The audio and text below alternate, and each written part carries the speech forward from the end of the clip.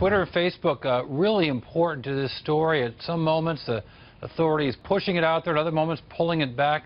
Who better to help us analyze what that means than Paul Kudrowski, Bloomberg and West contributor, regular on our show. Paul, I wonder when you watched the role of social media in this, if anything struck you about something new here. Well, I mean, the velocity was pretty remarkable of the updates flowing out on Twitter, you know, of all kinds, right? The updates that were incredibly flawed, the updates that were spot on, and the updates that were, you know, official. So, you know, if you had a curated list, you know, a few people put together kind of curated lists of some of the primary sources ranging across official news sources to reporters on the scene, you know, maybe 20, 30, 40, 50 sources. And those were actually pretty remarkable in terms of their accuracy and volume.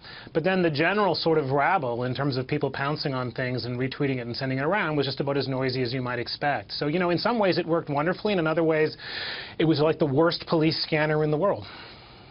Yeah, I was also struck by the way police used it, right? They put information out there. They asked for information from social media. They wanted to widen the network. But at important moments, you could see their conflict, their internal conflict with it, because they wanted to clamp it down at the same time. Yeah, which is really hard to do for obvious reasons. You know, you've got people observing things in their own backyards, unsurprisingly holding a camera phone out the window, taking a picture and tweeting it, and then sort of, you know, my bad, I just exposed a sniper position in the backyard somewhere in suburban Boston. And, you know, and this is the things that happens. You know, you kind of have this loose, tight relationship where on the one hand you want it out, on the other hand, you know, there's really very little controlling when you have all of these sensors out there, which are effectively what people with smartphones are when you hook them up to social networks. You know, this might have been a moment when old media, traditional media, might establish its relevancy in the difficult world of social media by saying, hey, we're going to be more accurate, we're going to show you what professional journalism looks like. And you had certain outlets, you know, Fox and CNN have been highlighted as just falling on their faces here.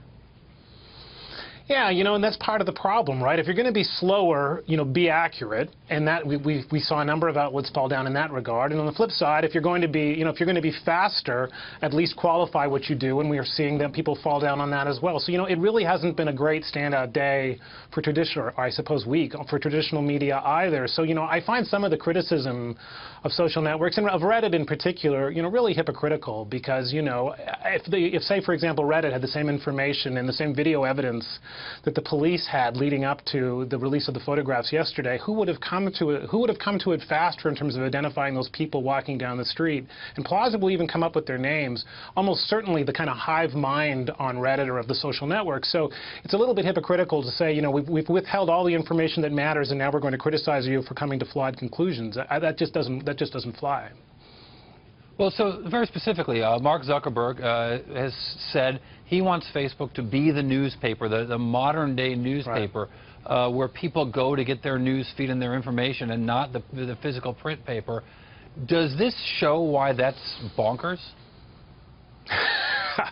Well, citizen journalists are kind of like citizen everything, right? They're reactionary, they're easily inflamed, they're completely impatient and very easily bored, right? So partway through the day today, if you were hanging out on Reddit at all, you saw people going off about the most, you know, ludicrous things because they were bored that nothing was happening on the police scanner. So what you can say for professional paid journalists is they stick to the story, and then don't suddenly start, you know, tweeting out or posting pictures of cats or doing whatever else they want to do, rather than sticking to the facts of the story, or creating, in the case today, of hacked Twitter IDs that actually, you know, had nothing to do with the two suspects at hand. So, you know, I think that's where we see the breakdown of citizen journalism, is in impatience, just this unwillingness to sit and wait and let a story happen and then make sure the facts that are reported are accurate. It's sort of, you know, let's do something. It's too quiet. Oh, that must mean something. It must mean there's a conspiracy to keep things quiet. It becomes absolutely insane at times.